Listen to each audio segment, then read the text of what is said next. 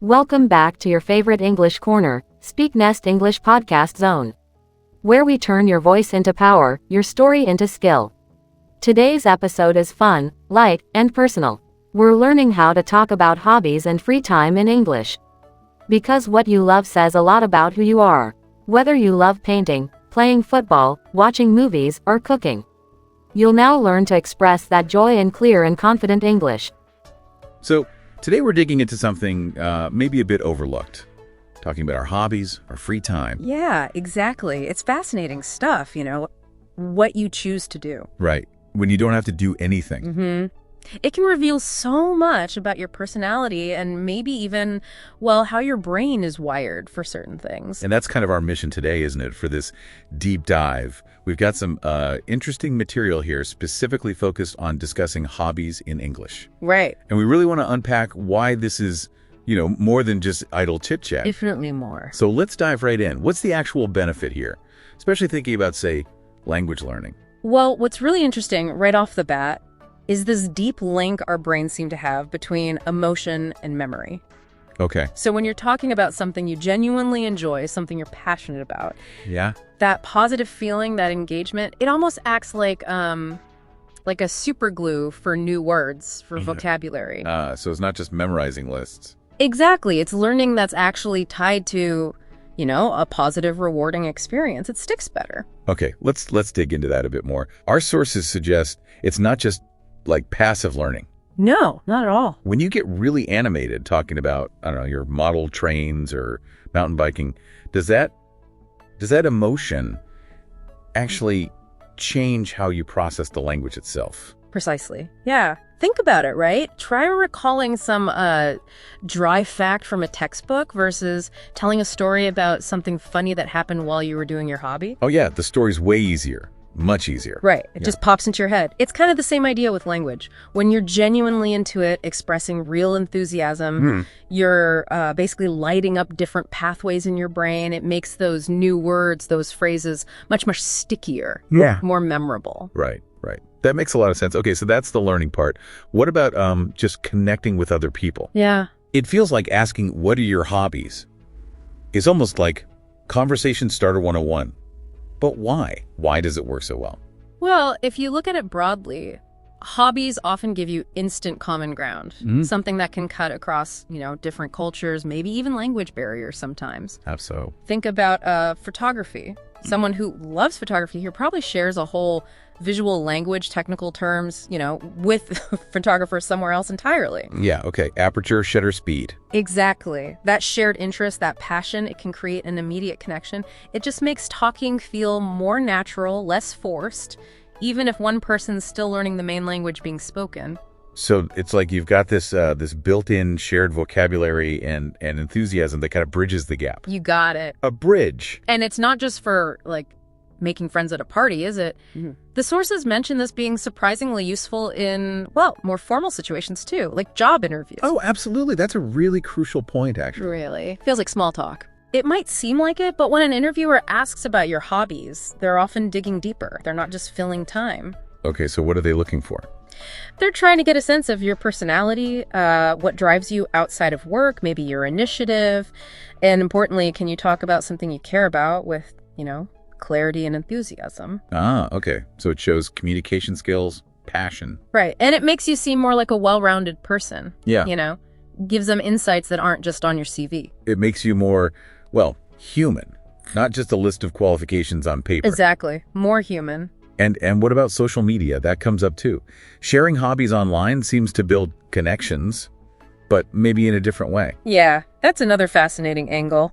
What's interesting there is how you can find these really specific niche communities online. Right, like for absolutely anything. Pretty much. Whether it's restoring old radios or, competitive dog grooming. These online groups, these forums, they give you a perfect space to actually use the language related to your hobby. You're talking with people who get it, who share that specific passion, no matter where they are geographically. And the motivation to communicate well must be pretty high then. Extremely high. Because it's about something you genuinely, deeply care about. You want to share. You want to understand. So wrapping this up then, the main takeaway seems pretty clear. Talking about your hobbies, It's not just filler. Not at all. It's actually a really powerful tool for learning language better, tapping into that emotion. And for building real connections with people. Yeah, meaningful connections. Absolutely. It leverages, our natural excitement, our interests to make learning and interacting just better, more effective, and honestly, more fun. Makes total sense. So here's something for you listening right now to think about. What about your own hobbies? What do they actually say about you? Good question. And maybe how could you use those interests, those passions, a bit more intentionally, whether it's trying to make some new friends or maybe just getting better at expressing yourself in English. Yeah. It's really about seeing that the things you just do for fun, they actually have real value. They shape who you are and how you connect with the world around you. Yeah. Getting into something pretty universal, hobbies. Those things we do in our free time. Right, the activities that fill the gaps. Exactly. And our kind of mission here is to look at the language around hobbies, how just naming an activity or describing it can tell you quite a bit about a person. It's surprisingly revealing, isn't it? It really is. We're working from a list, basically, of common hobbies and some example sentences people might use. Straightforward stuff, but with hidden depths. Okay, so let's jump right in. First one, reading. And the example sentence is, I love reading mystery novels. Okay, yeah. See, right away, it's not just I read at specific mystery novels. That often points to someone who enjoys, puzzles, right? Figuring things out. Yeah, problem solving. Exactly. Maybe they like suspense, but also, the comfort that it'll all make sense in the end. Order restored. That's interesting. It's like seeking a particular kind of mental workout in your downtime. Precisely. Yeah. Not just passive consumption. Right. Okay, next one, a bit different. Music. Example. I play the guitar in my free time. Ah, the active engagement again. Playing an instrument. Oh, that brings in creativity, doesn't it? Definitely. Skill, maybe discipline too. Yeah, absolutely. Learning an instrument takes dedication. And it could be about self-expression, finding an outlet. Guitar is versatile too, solo or with others. I was just thinking it's so different from saying I like listening to music. Playing involves a whole other level of interaction. Completely different relationship with it. One's appreciation, the other's creation, sort of. Okay, third hobby, cooking. In the sentence, I enjoy trying out new recipes. Ooh, I like this one. It suggests a bit of an adventurous spirit, maybe. In the kitchen, at least. Yeah, and a willingness to learn, follow instructions, but also maybe improvise a little. True. You often have to adapt recipes. And it's practical, but also creative. Plus, there's often that social side, cooking for people, sharing. Oh, yeah, the nurturing aspect. Yeah. That's a big part of cooking for many. For sure. All right, next, gardening. The example is, I find gardening very peaceful. The key word there is peaceful, I think. It points towards needing or valuing tranquility. Getting your hands dirty, connecting with nature, the sort of slow pace of it all. Patience is definitely required. Oh, absolutely. It suggests someone who maybe wants to disconnect from, the daily grind and finds solace in watching things grow, an appreciation for the natural world. It's interesting how these cater to different needs, isn't it? Like the mental puzzle of the mystery versus the quiet calm of the garden. Very different energies. Okay. Number 5 is watching movies. Specifically, I like watching documentaries. Right. Again, the specifics matter. Not just movies, but documentaries. Yeah, what does that tell us? Well, I'd say it points to curiosity. A desire to learn about the real world, understand different viewpoints maybe. Engaging with reality rather than escaping it, perhaps? Exactly. It suggests an interest in facts, in stories grounded in reality. It's about seeking knowledge, I think. Makes sense. Okay, how about something more hands-on creative? Drawing or painting. The sentence, art helps me relax. Yeah, this one explicitly links the activity to a feeling relaxation. Like a form of stress relief. Precisely. It suggests the process of creating art, the act itself, is calming or therapeutic for this person. It might not even be about the finished piece. More about the journey than the destination, maybe. Could be. It's about finding that mental quiet through focus and creativity. Right. Number 7, dancing. And the example has some real energy. Dancing makes me feel alive, with an exclamation point. Huh? Yeah, you can almost feel that one. It's pure physical expression, isn't it? Totally. Joy and movement. It suggests someone who's maybe quite connected to their body, their emotions, and finds release or exhilaration through moving, real vitality there. You really get a sense of personality from that simple sentence. Okay, last one on our list. Exercising. example. Yeah. I go for a run every morning. Ah, the routine. This one speaks volumes about discipline, I think. Structure, focus on health, well-being. A morning run that often suggests someone who likes to start their day actively, maybe clear their head. Setting the tone. Could also indicate being goal-oriented, like hitting that run every day. Very possible. It's a commitment. Wow. It really is amazing how much you can sort of read into these simple statements about hobbies. It really is. Which brings us back to the idea that how we talk about them matters. Just saying gardening is one thing, but I find gardening very peaceful. Exactly. That full sentence gives so much more texture, so much more insight than just the label. It opens up a conversation. Yeah, it invites follow-up questions, connection. Absolutely. It moves beyond just naming an activity to sharing a little piece of why it matters to you. So I guess the big takeaway here is that this basic vocabulary around what we do for fun, it's actually pretty revealing. It offers these little windows into preferences, values, maybe even personality. Simple words, rich meanings. Which leads to a good question to ponder for you listening. You know, What about your hobbies? How do you talk about them? And what might that reveal? Also, think about others. When they mention their hobbies, maybe listen a little closer to how they phrase it. could unlock a new layer of understanding, couldn't it? Definitely something to think about. What are those activities really saying? Okay, let's dive in. You've sent us some material here, all centered around talking about hobbies and free time in English. Right. A common topic, but actually, yes, sometimes tricky to get right. It seems straightforward, doesn't it? Yeah. But, finding the right words, that structure to share something personal. And do it in a way that actually connects, not just like a dry list. That can be a challenge. Absolutely.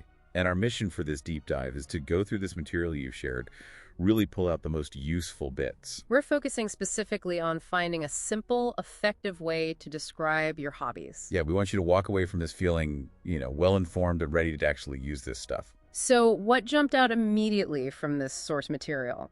It wasn't just general advice, was it? No, not at all. It actually presents a surprisingly simple structure, almost like a fill-in-the-blanks format for talking about your hobby. Designed to cut through any sort of fumbling, gives you a clear path. Yes, that's the core finding here.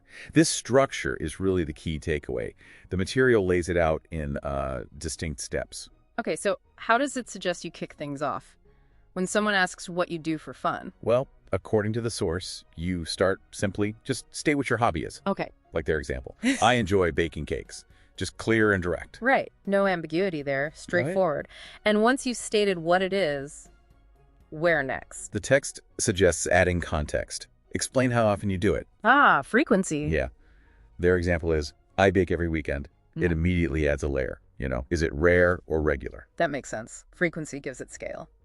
Okay, so we have what and how often. Still a little, maybe, factual. A bit dry, yeah. So what's the next crucial piece this material says you need? Right, this is where it starts getting more personal, I think. Step 3. According to the source, it's explaining why you enjoy it. What does it actually do for you? And the example they give is spot on. It makes me happy and helps me relax. Exactly. It moves beyond just the activity. Links it to your feelings, your internal state. Ah, connecting the activity to the personal benefit. That's powerful. It starts to show why it actually matters to you. Mm-hmm. And then the material brings in something really interesting. Step 4. Yeah? What's that? It says you should include any funny or emotional story related to the hobby. Oh, okay. And they gave that great, really relatable example. Once I baked a cake that exploded in the oven. See? Immediately you're curious. You want to know more about that. Right. And the source material really emphasizes this step. It says adding a story is key to making you memorable.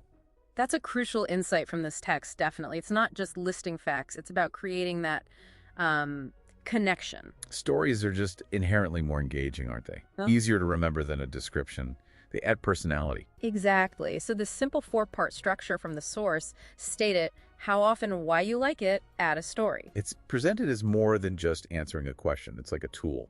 A way to structure your answer so it's informative, but also, genuinely interesting. And shows a bit of who you are, which the source kind of hints at with phrases like, show who you really are. Yeah, it provides a clear framework instead of wondering what details to throw in. You got this ready-made structure. Yeah. Guides you to share the most relevant, engaging parts. Helps you go beyond just the basic definition of the hobby. Okay, so let's pull this all together then.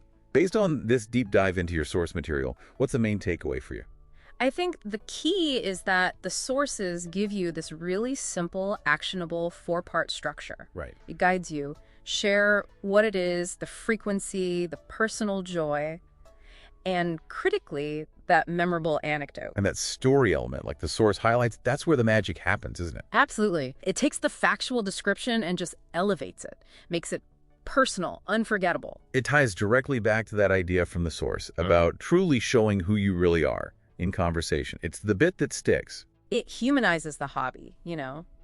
The first 3 steps give the info, but the story, that gives the authentic experience, the flavor of your connection. And connecting this back to you, the listener, this structure drawn from the source material, it gives you a direct, clear path forward. Next time hobbies come up, you're not left sort of wondering what to say. You have a confident way in, an engaging way to share a piece of yourself. You're not just stating an activity. You're kind of inviting someone into your world a little bit. Yeah, through this simple framework, it turns that potential hesitation into a real opportunity for connection. Definitely. So thinking about this structure from the source, your hobby, how often, why you love it, and that story. That memorable story, yeah. Given how much importance the material places on making yourself memorable through that final step. What story connected to your hobby would you choose the next time this comes Yeah, up? what would you share to truly make yourself unforgettable? Something to think about. We all have, countless interactions every week, but how often do we really get a sense of what makes people tick outside their normal routines? Today, we're doing a deep dive into something that seems simple, but is actually, a pretty powerful way to connect. It's the art of asking about hobbies and free time. Yeah, it sounds like basic conversation, but it's really a shortcut, isn't it? Exactly. A shortcut to understanding what people are passionate about. It helps enrich your own connections, your understanding. So our mission today, it's really to give you some practical questions and maybe the why behind them. We're drawing from this really useful conversational English lesson focused right on this. And what's interesting right off the bat is how asking about something as, seemingly minor as downtime can open things up so much. It's not just filling silence. It's like opening a window onto their passions, maybe their values, what really, recharges them. Totally. And the source material we looked at, it kicks things off with a couple of really accessible ways in. First, just the simple question. What do you do in your free time? Right. It's so open, isn't it? It lets the other person share whatever feels comfortable, whether it's, a huge passion project or just enjoying a quiet coffee. That openness is definitely a strength. It doesn't pressure anyone. And you could get such a wide range of answers. Yeah. You might hear about someone training for a marathon, or maybe they just love browsing old bookstores. It paints a broad picture first. Then there's the slightly more direct one. Do you have any hobbies? This one kind of zooms in a bit more, doesn't it? It does. It's asking specifically about those, dedicated interests. Yeah. Things people actively choose to spend time on for enjoyment. So it can be a quicker way to maybe pinpoint their main passions. Yeah, it's interesting. The difference. Free time could include just relaxing, maybe chores even. But hobbies, that suggests more of a deliberate investment, doesn't it? Time, energy into something rewarding. Okay, so those are like the opening moves. But where it gets really fascinating, I think, is in the follow-up questions. The source gives some great examples for digging a bit deeper. First one, how long have you been doing that? There's a lot packed into that simple question. Oh, absolutely. It tells you about their dedication, right? Their experience level. Maybe it's been a lifelong thing. Yeah, like someone who's been gardening for, say, 20 years probably has a totally different connection to it than someone who just got a basil plant. Exactly. It speaks volumes about commitment and the role that hobby plays in their life over time. And then this one I always find really revealing. What do you enjoy the most about it? Yes. This gets right to the heart of it. The motivation, it's not just what they do, but what they personally get from it. You're tapping into their, fulfillment, their joy. Precisely. Is it the creativity? Is it the peace and quiet? Is it connecting with others who share the interest? Right. That answer, the why, it tells you so much about their inner world, what they actually value. And the last one in this sort of deeper set is, would you recommend it to someone else? I like this one. It can go in interesting directions. They might share funny stories or, warn you about beginner mistakes. Or even invite you. You should try it sometime. Exactly. Or just hearing if they'd recommend it tells you how much they value it themselves, if they think others could get something out of it too. That recommendation part is key. It can signal, like you said, an opportunity for a shared experience, or at least keep the conversation going. If they're really enthusiastic about recommending it, that's usually a sign of real passion. Definitely. Now, underlying all these specific questions, there's this fundamental idea the source really stresses. Use curiosity. Yes. Sounds obvious, maybe? It does, but it's so easy to just ask questions on autopilot. This is about genuinely wanting to know about the other person, not just checking boxes. And people can tell, can't they? They sense when you're just making small talk versus when you're actually interested in their answer. That genuine curiosity, it makes the other person feel, well, valued, understood. And that naturally leads to a better, more open conversation. For you listening, it's about getting past just surface stuff. And the source really hits the nail on the head when it says, basically, people love to talk about their passions. It's just so true. It really is. When you ask about hobbies, you're often giving them a chance, a platform to talk about something they genuinely love. And that energy, that enthusiasm, it's often kind of contagious. Think about how good it feels when someone shows real interest in your passion project or hobby. Yeah. So by doing that for others, you're not just learning about them, you're building a more positive connection, making that interaction more memorable. So just to kind of wrap up the main tools here, we've got those initial icebreakers. What do you do in your free time? And maybe the more direct, do you have any hobbies? Then to go deeper, how long have you been doing that? What do you enjoy most about it? And would you recommend it? Right. And a magic ingredient tying it all together. Is that authentic curiosity, approaching it like you actually want to hear the answer? Yeah. And when you cultivate that genuine curiosity, you're doing more than just collecting facts about someone. You're showing respect for who they are as an individual. You're creating a space where they feel okay sharing something that's actually meaningful to them. So here's a thought to maybe take with you this week. Think about the people you'll interact with. Colleagues, maybe friends you haven't asked this of, even new people you meet. How might trying out these questions, really focusing on being curious, how might that show you different sides of them, sides you hadn't seen? And how could understanding what drives them, what they're passionate about outside of the everyday, lead to, richer, maybe more meaningful connections in your own life? It's a pretty simple set of questions, really. But the potential for deeper human connection there, it's actually quite profound. Okay, let's dive in. You've sent us some material here, all centered around talking about hobbies and free time in English. Right. A common topic, but actually, yes, sometimes tricky to get right.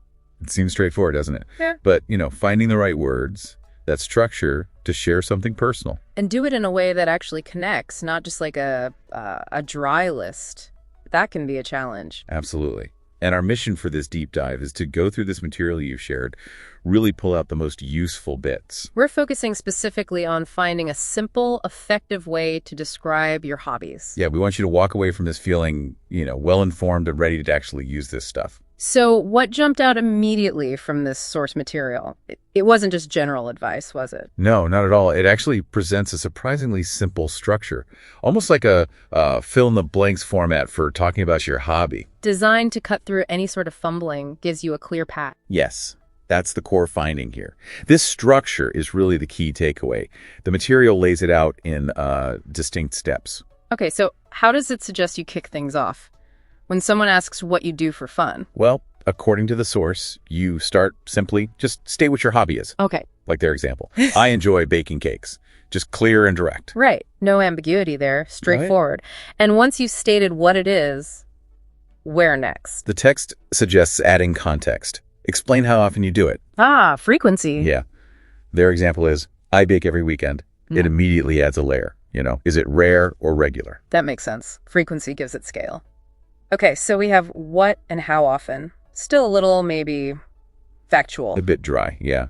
So what's the next crucial piece this material says you need? Right, this is where it starts getting more personal, I think. Step 3. According to the source, it's explaining why you enjoy it. What does it actually do for you? And the example they give is spot on. It makes me happy and helps me relax. Exactly. It moves beyond just the activity. Links it to your feelings, your internal state. Connecting the activity to the personal benefit. That's powerful. It starts to show why it actually matters to you. And then the material brings in something really interesting. Step 4. Yeah? What's that? It says you should include any funny or emotional story related to the hobby. Oh, okay. And they gave that great, really relatable example. Once, I baked a cake that exploded in the oven. See? Immediately you're curious. You want to know more about that. Right. And the source material really emphasizes this step. It says adding a story is key to making you memorable. That's a crucial insight from this text, definitely. It's not just listing facts. It's about creating that connection. Stories are just inherently more engaging, aren't they? Huh? Easier to remember than a description.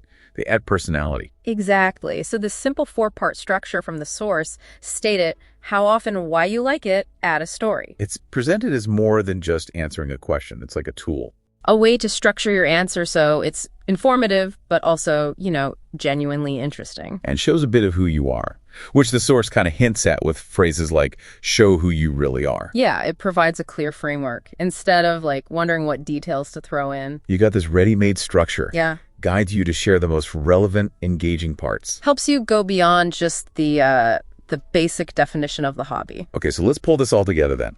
Based on this deep dive into your source material, what's the main takeaway for you? I think the key is that the sources give you this really simple, actionable 4-part structure. Right. It guides you. Share what it is, the frequency, the personal joy, and critically, that memorable anecdote. And that story element, like the source highlights, that's where the magic happens, isn't it? Absolutely. It takes the factual description and just elevates it, makes it personal, unforgettable. It ties directly back to that idea from the source about truly showing who you really are in conversation. It's the bit that sticks. It humanizes the hobby, The first 3 steps give the info, but the story, that gives the authentic experience, the flavor of your connection. And connecting this back to you, the listener, this structure drawn from the source material, it gives you a direct, clear path forward.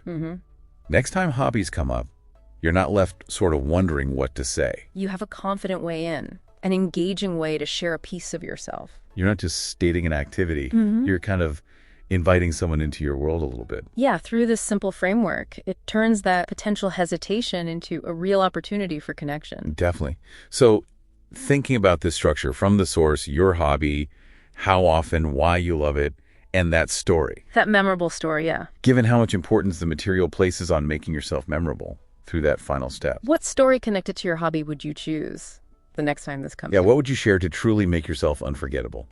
Something to think about. Okay, let's dive in. Welcome everyone to this deep dive. Great to be here. So today we're going to unpack a really interesting piece of source material that one of you actually shared with us. Listener source material. Always good. Yeah, it looks like some notes, maybe part of a transcript, and it tackles something I think we all kind of grapple with. Oh, yeah. What's that? Hobbies. Their importance or maybe lack thereof, and just how we think about our free time in general. Okay. Hobbies and free time. That's definitely relevant. So what's the mission here? What are we looking to get out of this source? Well, the idea is to pull out the main insights. And it seems like the source gets right into it, challenging how we usually talk about this stuff. Right. How so? It kicks off addressing that feeling. I bet most of us have said it. I just don't have time for hobbies. Oh, absolutely. That's like the standard line, isn't it? Life's too busy. Totally. But what's interesting is how the source just immediately pushes back. Pushes back. It states pretty clearly, apparently, that hobbies are not a waste of time. Okay, direct. So if they're not a waste, then what are they? Why do we feel like they are sometimes? What's the value, according to this? Yeah, exactly. If they're not a waste, they've got to be doing something positive for us. And the source actually lists some specific benefits. It does. Like what? Well, it seems to highlight 3 main things. First up, stress. The big one. Stress reduction. Yeah. It makes a strong case, apparently uses a phrase like, hobbies are a crucial mental and emotional reset button, something like that, against daily pressures. A reset button. I like that framing. Me too. Because, work, life, all the demands, they just keep coming. You need something else. Something that isn't that. Exactly. Something you do just for the enjoyment, No performance metrics, no deadlines, just engaging. It gives your brain a breather. Right, a breather. And while it seems logical then, the next point it makes is about mood. If they reduce stress, They probably boost your mood. Makes sense. Yep. listed as the second benefit. It's almost like a direct consequence, isn't it? It really is. You step away from the stressful stuff. Yeah. You do something you actually like doing. Whether it's making something or moving your body or just getting lost in thought about it. Yeah, your mood's going to lift. That feeling of flow, maybe, or just simple pleasure. Exactly. Focused, but without the obligation part. Okay, so stress down, mood up, those feel, well, pretty intuitive, I guess. Yeah, most people would probably agree with those. But the third benefit the source brings up is discipline. It says hobbies teach discipline. Discipline. Okay, now that might raise a few eyebrows. Right. How does doing something fun teach you discipline? Isn't discipline about, like, forcing yourself to do hard stuff you don't want to do? Well, this is where it gets kind of cool, I think.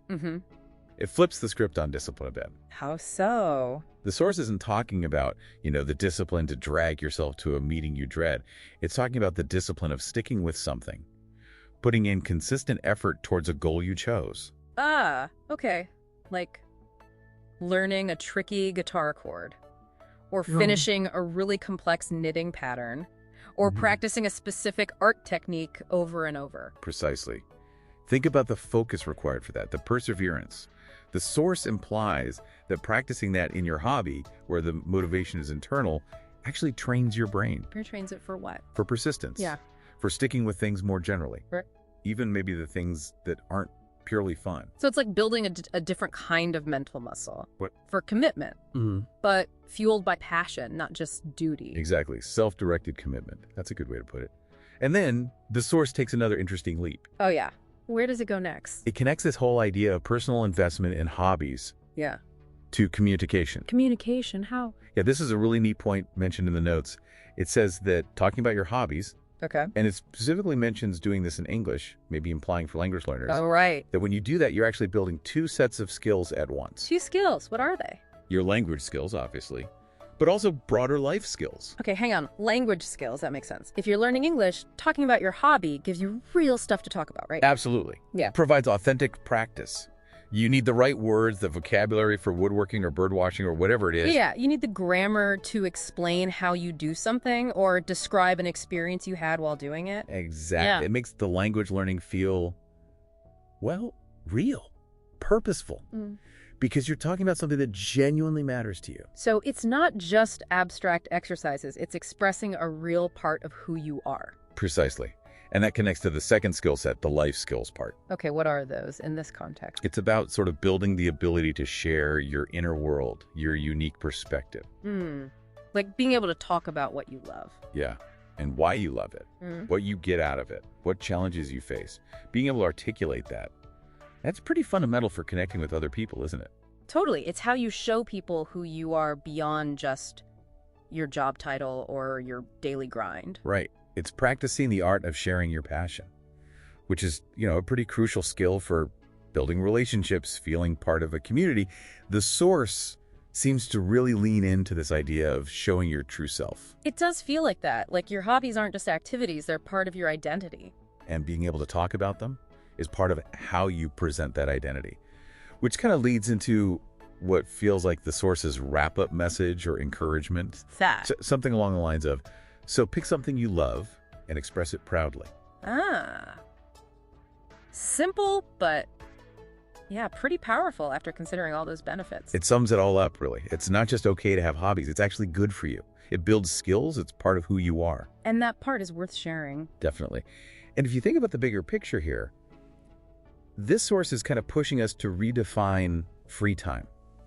How do you mean? It's suggesting it's not just empty space, or time to feel guilty about not being productive in the traditional sense. Right. It's potential investment time. Exactly. Investment in yourself, your well-being, your skills, even your ability to connect with others. Okay. So let's recap then. We've kind of pulled apart the main ideas from this source material you sent in. We have. And the core message is pretty clear. It challenges that very common feeling that I don't have timeline. Right. It says, nope, hobbies are not a waste of time. Definitely not. And it backs that up with solid reasons why. Yeah. Pointing to those specific benefits, they can really help reduce stress. Crucial. And improve your mood. Also important. And maybe the surprising one for some, they teach you discipline, that self-directed kind. Right. And then there was that really fascinating point about talking about them. that dual skill building thing. Oh, yeah, that was great. When you share your hobbies, especially if you're doing it in, say, English as a second language, like the source mentioned. Yeah. You're sharpening your language skills and you're building those vital life skills. Yeah. Expressing who you are, sharing your world. 2 birds, 1 stone kind of thing. Pretty much. So the big takeaway seems undeniable. Hobbies are really valuable for your own growth, for feeling good, and just for being, well, you. And expressing that part of you matters. Absolutely. Which, I suppose, brings us to a final thought, a question, really, prompted by this deep dive for you listening. Considering all these benefits we've just unpacked from the source, the stress relief, the mood boost, the discipline it builds, the way it helps you develop both language and life skills, what might you be missing out on? Yeah. What valuable parts of your own growth, your own well-being, might you be accidentally putting aside? Just by telling yourself you don't have the time for a hobby. A bit to think about. Here. Today, we're going to look at something that, well, seems really simple on the surface. It's about human connection. We're putting aside, the big complex stuff for a moment. Right. Our source material. It's actually just a short, kind of friendly chat someone might have about hobbies. Free time. Yeah, and it comes with this really concise little observation about why it works so well. Exactly. So our mission, if you like, for this dive is to take that tiny example and the source's comment on it. And really unpack it. Yeah. Figure out the dynamics. What makes this very basic chat actually, well, effective? How does it build connection, according to the source? It's a great question because it does seem almost too simple. Doesn't it? But the source points to something real happening. Okay, so let's just lay out the conversation itself from the source. Okay. Person A asks, "What do you do in your free time?" Simple enough start. Person B replies, "I play the piano. I've been learning for 2 years." Okay, adding a bit more detail there. Then person A says, "That's amazing. Do you play classical or modern music?" Nice follow-up. Specific. And person B finishes with, "A bit of both. I find it relaxing after a long day." Sharing the feeling. Right. And the source's whole commentary on this specific exchange. Just this. This is natural, friendly, and builds connection. Natural, friendly, and builds connection. Short and sweet, but there's a lot packed in there. There really is. So, Yeah. Okay, let's start picking that apart. Why this conversation? Loads of chats about hobbies can be kind of meh. Or awkward, yeah. Or just, surface level. They don't really go anywhere. So what is it about these specific lines, based on that source observation, that hits those marks? Natural, friendly, builds connection. Well, what's interesting is how each little piece seems to contribute. Maybe it's intentional, maybe just instinct, but it works. The source isn't just saying they chatted, it's how. Okay, so like that first line. Exactly. What do you do in your free time? It's open, isn't it? Not a yes, no. Right. And it's personal about hobbies, but usually not too intense. Low stakes. Kind of standard small talk opener sometimes. It is, but its power here, according to the source's lens, is signaling genuine interest without being pushy. Okay. It lets person B choose what to share, something potentially about who they are, what they enjoy, that focus on the other person. Yeah. That's key to friendly. Makes sense. And then person B's answer. They don't just say piano. No. That extra bit I've been learning for 2 years, that's gold. Why is that so important for the natural and connection parts? Well, I play piano. That's just a fact, right? But adding, I've been learning for 2 years, suddenly it's a little story. There's progress, maybe some vulnerability. There's still learning. Right. It feels more real. Yeah, more authentic. And it gives person A something concrete to latch onto. The piano itself, the learning process, the time. It just invites a follow-up more naturally. Yeah, just piano. Yeah. It makes it feel like a person sharing, not just stating a data point. That helps the natural flow. Which leads right into person A's next line. They don't just go, uh-huh. No, they react. That's amazing. First off, validation. Okay, yeah. It's super important for the friendly vibe.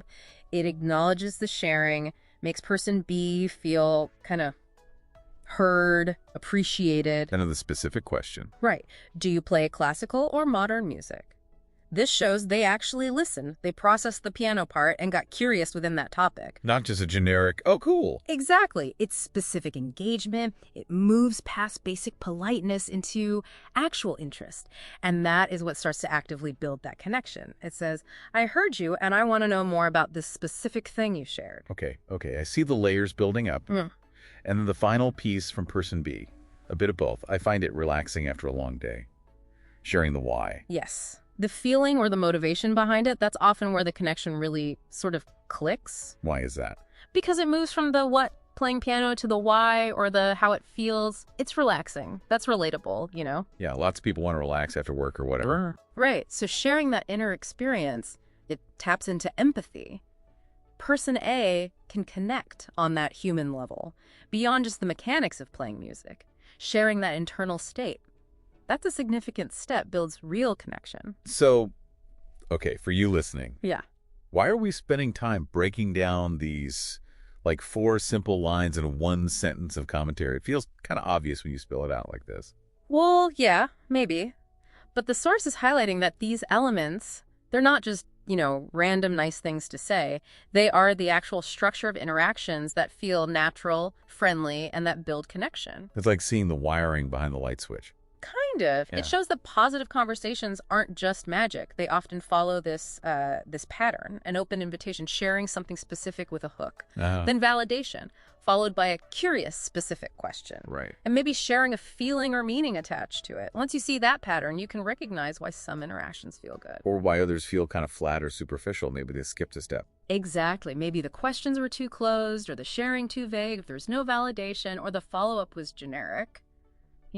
It's like the source gives us the blueprint, almost, for these small connection moments that we often take for granted when they happen. Precisely. It shows they aren't just accidental. They come from specific conversational choices. So the deep dive isn't just that it works, but the mechanics, why it works, based on the source's point. Yes. Why does asking about free time land well?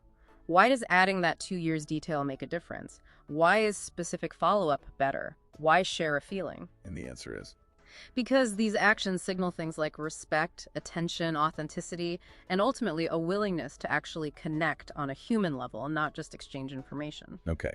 So here's a final thought for you, the listener, drawing directly from that core insight our source gave us. Think about your next casual chat, maybe about something simple like hobbies or free time. What if you consciously tried to apply just 1 or 2 of these things we unpacked? Like asking a really open question. Or when you share something, adding one specific detail. Or making sure your follow-up question really connects to what they just said, showing you heard that detail. Yeah. How might consciously doing even one of those things, based on what this source highlighted about being natural, friendly, and connection building, how might that subtly shift the whole feel of that conversation for you? What kind of connection might suddenly feel, possible just from that small adjustment? Something to consider.